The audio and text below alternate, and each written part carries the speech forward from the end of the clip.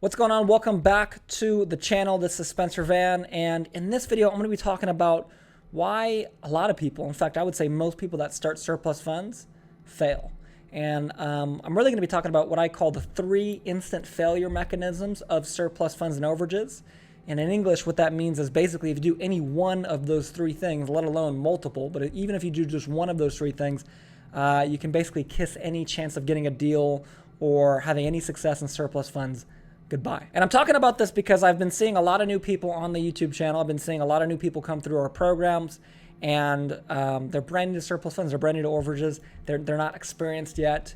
And so for all you new guys and gals out there, first of all, make sure you guys subscribe to this channel. Make sure you guys hit that notification bell down below, because once a month I actually do a little post on my YouTube channel where the first 2 people can get free access to one of our premium paid surplus fund training programs. Again, these are programs where people normally pay. Now, the only way you can get that in time is if you're subscribed. You'll actually see the post and the notification bell, because you want to be one of those first 2 people to actually get the link. And again, in this video, we're going to be talking about the 3 failure mechanisms that basically if you do any one of these 3 things, you're going to instantly fail at surplus funds and overages.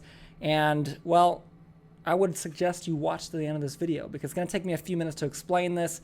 And if you can't even watch a few minutes worth of content to help your business, and you'd rather watch a Taylor Swift video, then be my guest. But you're probably not going to be successful in surplus funds then.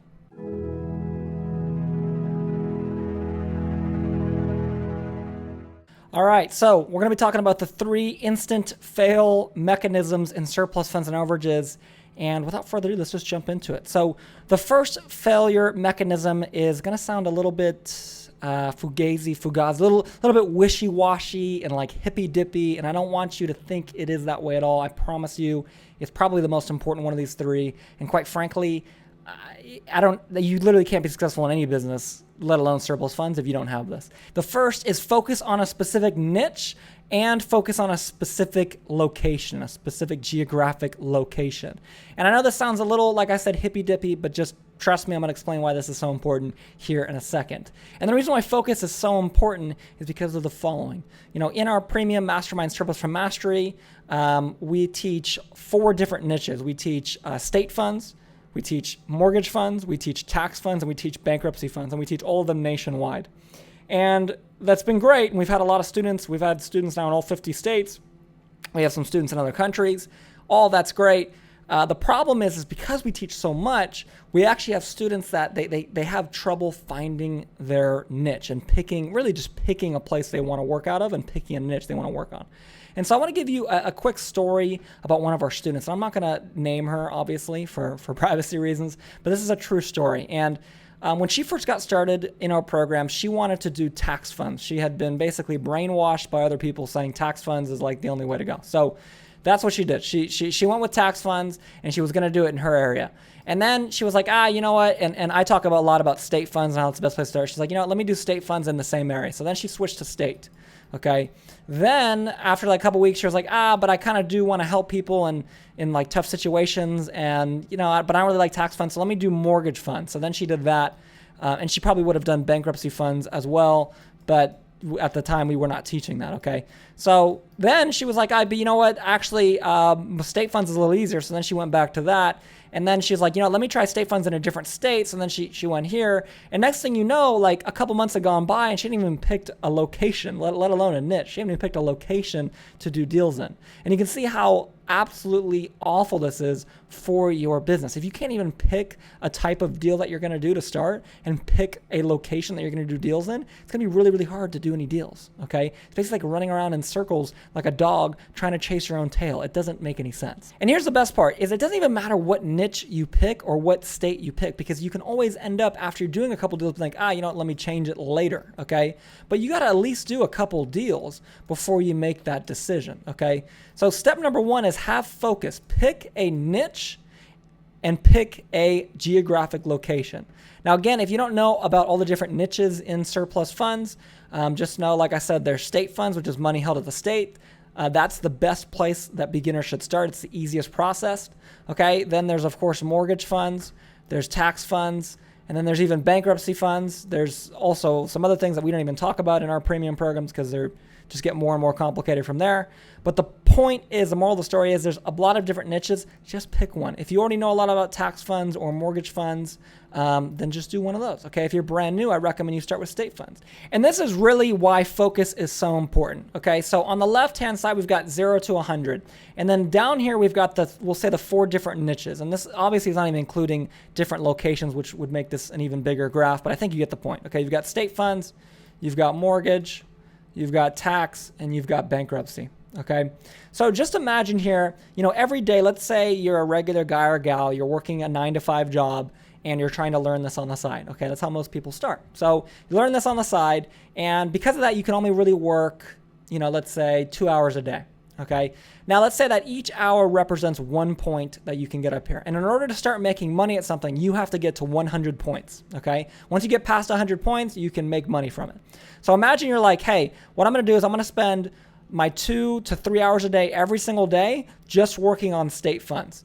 And it's going to take you a little while because you don't have a lot of time, okay? But you're going to be able to get to 100 points a lot quicker than if you're like, hey, let me do a half an hour here, a half an hour here, a half an hour here, and a half an hour here every single day. And that's why it's so deadly, because when one person sits and focuses on one thing, they're able to put so much more time and energy into it and get so much better at that quicker than if you were to split your focus. So again, just pick one thing. It doesn't have to be, you're not doing it for the rest of your life necessarily. You might, but maybe you'll be like, hey, you know what? This isn't for me, but I made some money from it. I learned from it, and I can leverage that experience later on to get better at mortgage funds or tax funds or bankruptcy or something completely different than surplus funds. And if you feel like you're stuck and need help really picking a niche and getting started, I recommend you watch this free little mini course I did on my YouTube channel. I'll link the first video down in the description below. So number 2 is data. And the reason why data is so important is because it's really the only, I would say, commodity in this business. And what I mean by commodity is whoever has the best data pretty much always wins, okay? Now, of course, when you're getting started, you're not going to have the best data in the world, and you can still do well. But at the big level, at big scale, you need to have really good data. And quite frankly, just having good data makes everything else way easier. To give you an example of why having bad data is such a huge mistake, let me just use a broad percentages and broad numbers here to give you an idea of what most beginners go through with bad data. So you have 100 potential leads, okay? Now, out of those 100 leads, you haven't verified that all of them are actually owed money. This happens sometimes with mortgage funds. It even happens sometimes with tax funds. So you end up calling some people that, maybe aren't even owed money anymore because they've already reclaimed it, or another lien or something has taken it, or whatever the case may be. So out of that 100, really, you're down to 80, okay? And then out of the 80 that's remaining, you're using kind of not so great skip trace sites, and you're not really spending your time getting the best possible information for each person. So what happens is, out of those 80 people that are left that are actually owed money, hypothetically, you may only really be able to reach like 5 to 10 of them.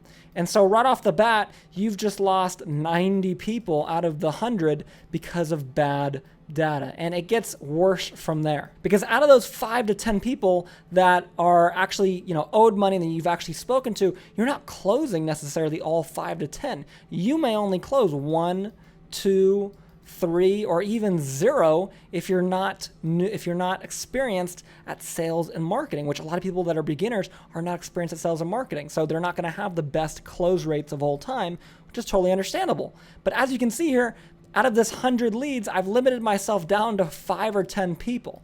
And again, that's bad enough, but the true deadliness of this issue is not only did you limit yourself here, but guess what? In order to limit yourself there, you still had to contact all 100 people because you did not do the research and you didn't set up your business in a way that leverages good data. A further example of this is cold calls. So a lot of people when they're starting, they start with cold calls. So again, you have 100 leads, okay? Now each lead may have 5 phone numbers, it may have 1 phone number, it may have 100 phone numbers. But we'll say on average, each lead has 4 phone numbers, okay? So that's 400 different phone numbers for those 100 leads, okay? Now, out of those 400 phone numbers, in order to know which one is the right phone number for each person, you actually have to manually call them because you're doing cold calls. So now you're going to manually call 400 phone numbers to only talk to 100 people.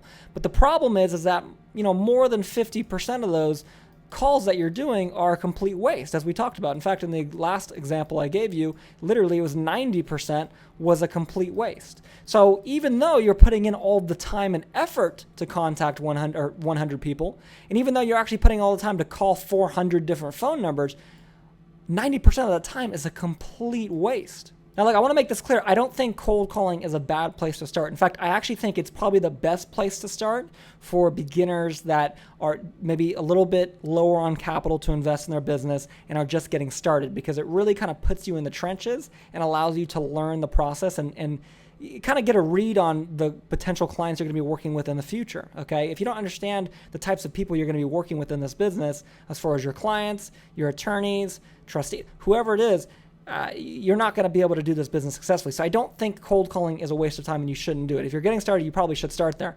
But what I am saying is you need to invest, if you can, in a better skip trace site, okay?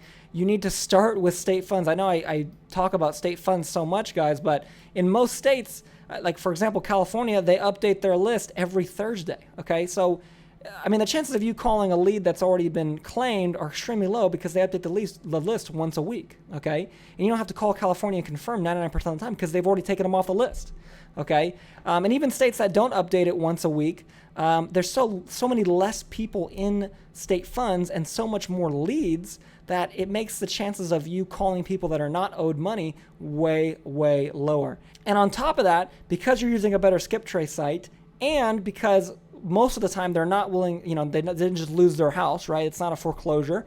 They're going to be a lot easier to track down. And so all of these things are in your favor with state funds, and that's why I really think you should start there.